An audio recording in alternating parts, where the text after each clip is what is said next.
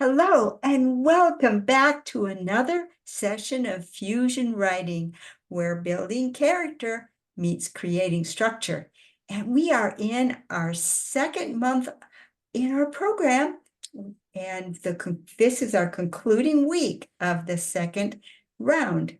And this is our writing week. So we're very excited to have you on board and invite you to start putting some words on the paper and practicing some of the tools and techniques and ideas that we've covered this month in the topics that we've covered for the month of June. So I'll let Victoria get us started. Hello, fellow writers and friends and anti-novelists and Lilligans. Our ranks are growing. It's so exciting to welcome all of you into the family of LiLLiPub. We're so grateful to have you here. So I want to say that first, because we owe each and every one of our subscribers a debt of gratitude for joining us and hanging in with us. So with that said, for this writing week, I decided that I wanted to share a real world example of how the writing process can be governed and informed and start to really come together because you're using a Zettelkasten or a note card system, and because you're feathering that nest with your creativity and what that looks like. A lot of times when we talk about the compass and what we navigate by, we're trying to figure out how to navigate through the murky waters of the imagination and of the research and the facts that we use to wrap around and create our stories. Well, this came in full focus for me in this past week when I sat down to do some writing, and a very specific set of events gave me that amazing aha moment where you realize I've done it right and it's working. So in tomorrow's video, I will share with you the details of what that looks like and how the process can serve you.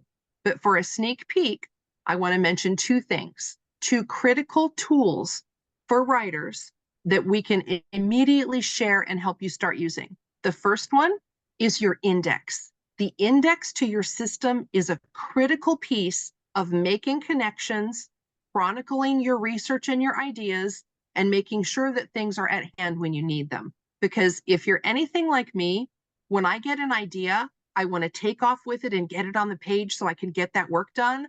I don't want to spend my time searching for things that I know are around here somewhere, or trying to retrace the steps of an idea that I may have had previously, and I can't get back on that thought train. So the index is critical.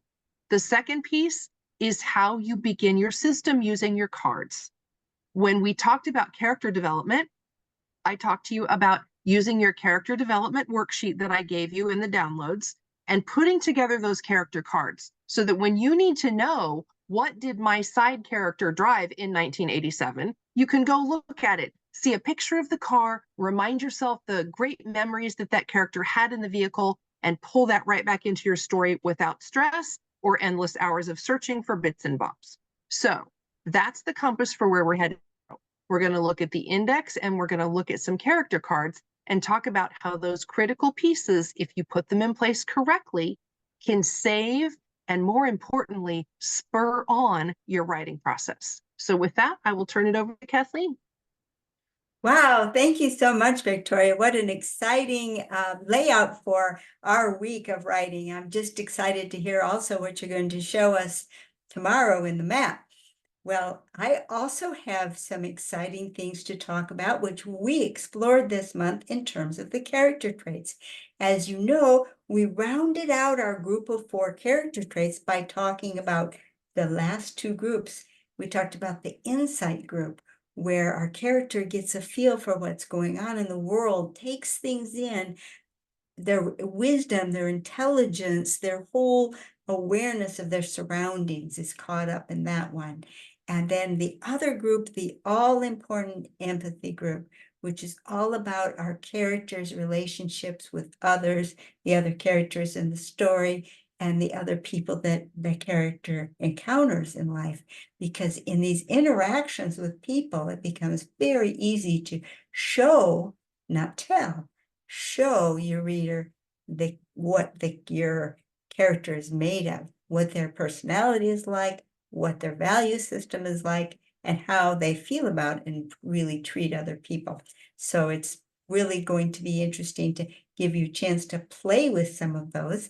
And I'm going to show you tomorrow, when we get into things a little bit more deeply, a picture of a sneak peek at what we're going to be covering pretty soon in our future, where you're going to get a chance to see a character profile diagram. That's just a sneak peek, but what's behind it, we're going to see something called a memory prompt list that you can start doing right now. And I will be talking about how you can do little story bits that show off the personality and the character traits of your story. And these can be little background micro stories that you write that teach you and expose to your heart what your character is like.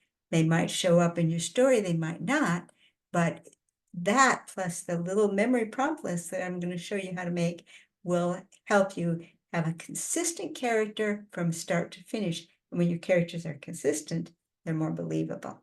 So that's all we're going to get on that for our compass. So do you have anything else, Victoria, to close with for this, our compass day? No, that was perfect. I love how using the tool of a memory prompt list fits perfectly with what I'm talking about, which is capturing that critical information.